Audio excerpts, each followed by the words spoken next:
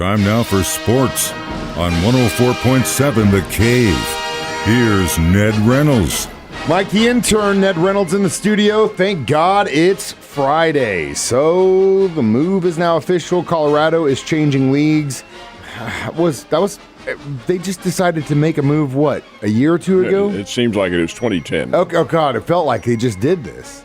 It doesn't happen that often usually, right? Well, no, not with teams changing conferences. In fact, it never happened until, the big disruption in conferences happened in the late 1990s and the early 2000s. That's when it all began. This is significant because Colorado is leaving the conference they joined back in 2010 and going back home again to the Big 12. That's from whence they came and where they had spent 62 years before deciding to leave and go to the Pac-12. Okay, it apparently hasn't worked. They've been there for 12, 13 years. This will be their final year. The move is going to take place in time for next football season, the 2024-25 season. That's really, really fast. Why is this significant? Well, the money factor is part of the deal because the Pac-12 has not come through with the promised TV money for the schools. They get, $30, $35 million, somewhere around there, which is a lot of money, but it isn't what the other conferences are making. The SEC is up around 60 and maybe more, $60 million. The Big 12 up around 42, 43 million. Hey, this is some good money. And then the conferences and colleges have to ask themselves, hey, what way are we going here? Here, UCLA and Southern Cal have already left. Colorado's leaving. Whoa, this conference may have some big-time problems. What about Oregon and Washington and Utah and Arizona State, all these schools? Well, they might leave, Mike. They might leave in very short order. There's the problem. Colorado is going to make it official, and it wouldn't surprise this reporter if several other schools don't make that move. Does that mean that the Pac-12 disintegrates? Maybe, but I'm of the opinion that this is all going to end up long after I'm gone in geographic conferences like the Great Northeast, Great Northwest, Great Midwest, Southwest, and so forth. And that's where all the teams will eventually be. That's my opinion. I agree with you. That was, excuse me, going to be my next question was, instead of the Pac-12 just completely disappearing, do they merge with maybe another to become stronger? And then that kind of falls into the Great Northwest Conference, which is something I think we've all been kind of thinking they were going towards for at least the last 5 years. One of the reasons that the Pac-12 isn't getting quite the notoriety that should is that the TV networks, NBC, ABC, CBS, and ESPN have said, hey, your games aren't worth watching now without UCLA and Southern Cal. All right, if that were to happen, and that is one of the key reasons why not getting the publicity, look for them perhaps to come back and add some schools in here. But they wouldn't be the big name. They'd be the Boise States, teams like this, Long Beach State, San Diego State, people like that. Is that enough? Well, got to get better. Got to get better to get the people out. Got to get better. That is the bottom line. Speaking of getting better, let's talk about the health of LeBron's kid. How's he doing? Bronny James, who played here in the Tournament of Champions a couple of years ago for Sierra Canyon, is improving. In fact, has been discharged from the hospital. Bronny suffered an apparent cardiac arrest earlier this week while playing basketball for his Southern Cal team.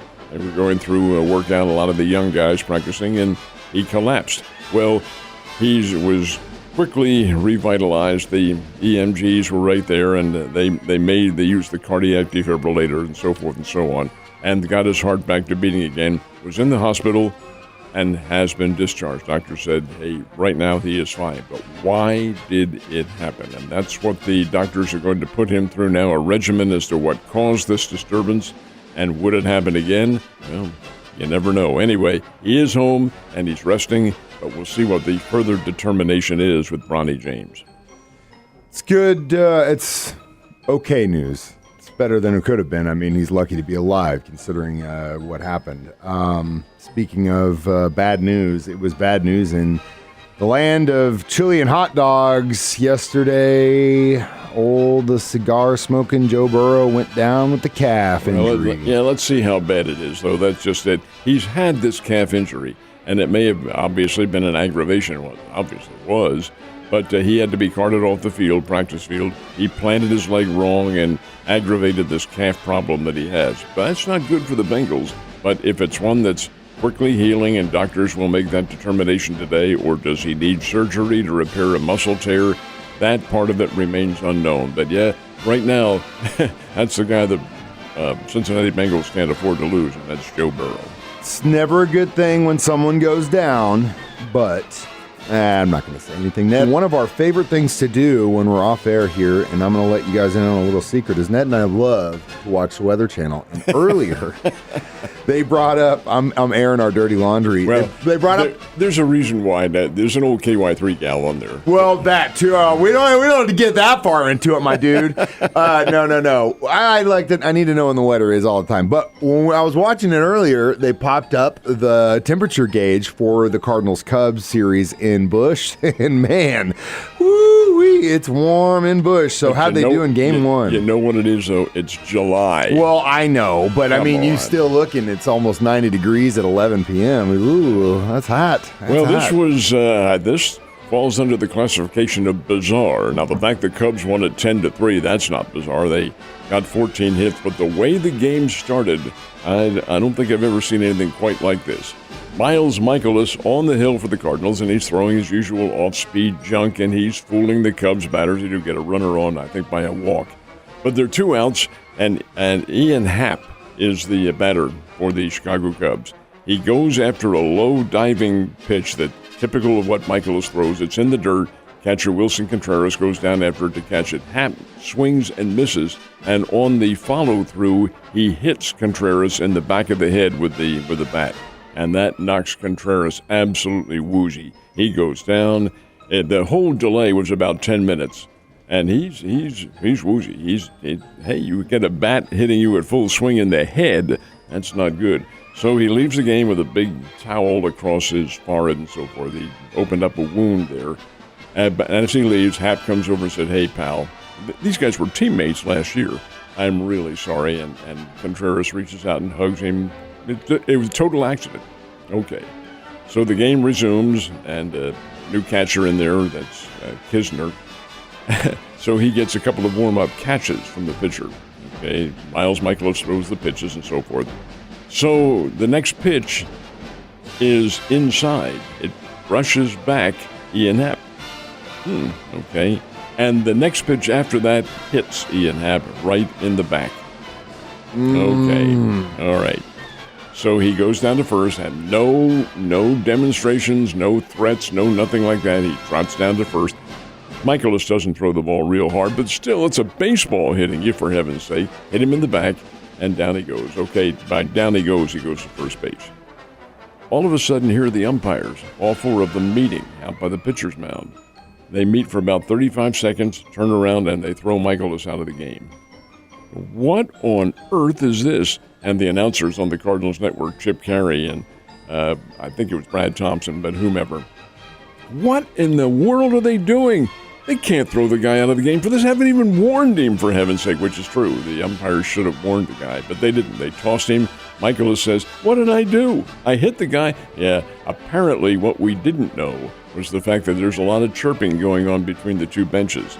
And the umpires were thinking, this has all the makings of a full-scale brawl. So they throw him out of the game.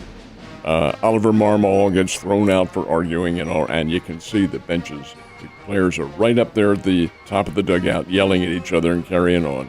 So it's possible that's what the reason was. But regardless of that, in comes Dakota Hudson, and he implodes. Cubs get 3 runs in the first inning, go on to really pound the Cardinals 10-3, and that puts the Cardinals now 12 games under 500, 11.5 out of first place, and really now only 58 games remaining. So that was a tough way to go. 3 more games in this series tonight, tomorrow night, and then Sunday afternoon. You know what? I just got a really good idea while you were telling me about that, is instead of Cardinals fans going through the heartache game to game, we'll just have Ned do his own version, like 2.5 to 3 minute long, telling of the story. It's like we're sitting around the campfire with Ned Reynolds, and he's telling us how either good or bad the Cardinals did that day. Yeah, but my campfire stories are not what these people want to hear. Well, I'd sit there and listen as long as they were whiskey. All right, Royals obviously had the day off.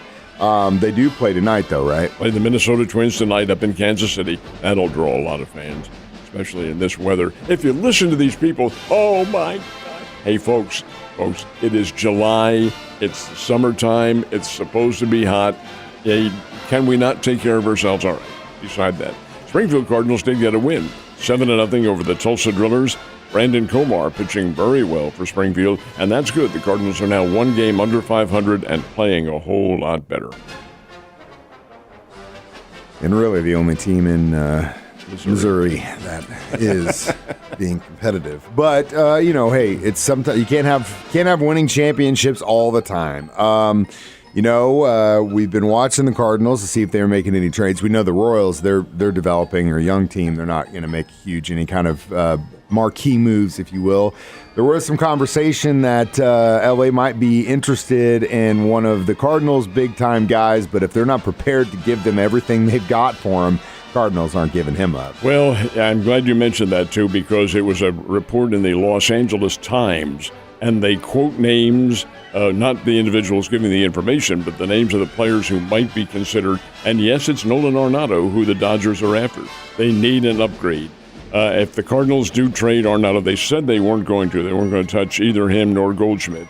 But if they were to, that would tell me they're raising the white flag right now. Who would they put in at third base if that were to happen? Then Jordan Walker. That's where he played down here, and he's very skilled at doing that. He's not Nolan Arenado. There aren't many Platinum Glove winners and 10-time Gold Glove winners around, and nor with Arenado's bat. If that were to happen, now it's still an if, and it was being talked about today in Los Angeles Times, so we'll see what happens. As far as any big deals are concerned, the Milwaukee Brewers picked up Carlos Santana. That's not the same Carlos Santana with the Royals last year, was it? Yep, same one. 37 years old, does have a good stick. The Brewers are hurting at first base right now. They don't have a good, solid first baseman. Rowdy Tellez is out with a hand injury. And they traded Luke Voigt. Actually, they cut him, and that would have been a big help for them. But that's the Brewers, and they have all the game plan in mind. Anyway, here is Carlos Santana, 37 years old, 12 home runs to lead the Pittsburgh Pirates this year. Still can hit and play an outstanding defensive first base, but he's 37. We'll see. That's the big deal. This is the final weekend before the trade deadline. We'll see what happens. What are you trying to say about guys that are 37 years old? Come on, man. Come on. You have a great weekend, sir. I'll see you on Monday.